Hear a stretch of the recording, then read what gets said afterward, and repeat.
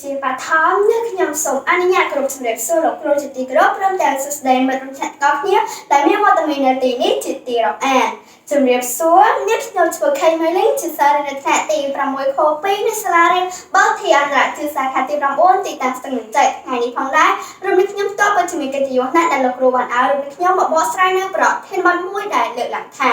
គ្រូបង្រៀនបានរក្សាតួនាទីសំខាន់ក្នុងការអប់រំគ្រប់កលៈទេសៈចូលប្អូនបញ្យល់ឲ្យបានកក់បាយ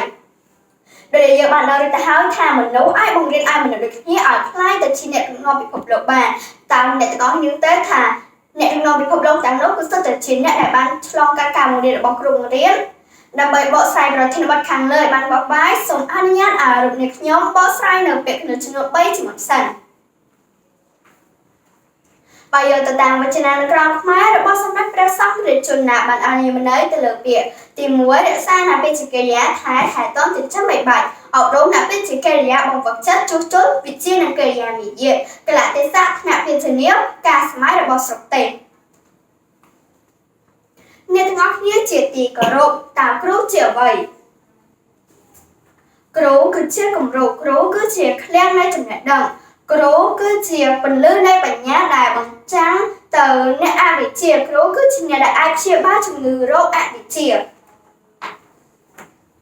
កាតព្វកិច្ចដ៏សំខាន់របស់គ្រូគឺផ្ដល់នូវចំណេះដឹងដល់សិស្សនិងអប់រំសិស្សគ្រូបង្រៀនមានកិច្ចការជាច្រើនរួមមានការកិច្ចការសិស្សដាក់លំហាត់កិច្ចការផ្ទះទៅដល់សិស្សបង្រៀនសិស្សនិងតាក់ទងទៅនឹងអាណាព្យាបាលដើម្បីជួយសហការជាដើមប៉ុន្តែជួនកាលក៏ត្រូវបានអាណាព្យាបាលខ្លះស្ដីបន្តក៏មានដូច្នេះហើយមេដាបេដានិងអាណាព្យាបាលគឺត្រូវតែជួយចូលរួមក្នុងការអភិវឌ្ឍកូនរបស់លោកគឺគាត់ត្រូវតែជំរុញមកពីផ្ទះមកដល់សាលារៀនគ្រូនឹងមកពេញនៅអ្វីដែលខ្វះខាតនោះនឹងល្អប្រសើរគេតែងតែនិយាយថាគ្រូបង្រៀនគឺមិនអាចខ្លាចជាស្ថិរឬអ្នកមានបានទេប៉ុន្តែពួកគាត់អាចបង្រៀនឲ្យកូនសិស្សរបស់ពួកគាត់ឲ្យខ្លាយទៅជាស្ថិរឬអ្នកមានបានដោយពាក្យចាស់អំពៅថាទំពាំងស្នងរស័យដែលមានន័យជារួមគឺកុមារគឺជាអនាគតរបស់ប្រទេសជាតិដែលត្រូវតែបង្ហាត់បង្រៀនតាំងពីតូចមកកាលពីសម័យដើមគេមិនដឹងទេថាថ្ងៃទី5ខែតុលានោះគឺជាថ្ងៃអ្វីប៉ុន្តែបច្ចុប្បន្នគឺជាសម័យទំនើបគេមានបណ្ដាញសង្គមមួយដែលអាចផ្ញើសារទៅគ្នាតាក់ទងទៅគ្នានិងផ្ដល់ព័ត៌មានទៅគ្នាយ៉ាងងាយស្រួលតើអ្នកទាំងអស់គ្នាទេថាបណ្ដាញសង្គមនោះក៏ជាកត្តាមួយដ៏ធំដែលធ្វើឲ្យសិលធម៌សង្គមធ្លាក់ចុះ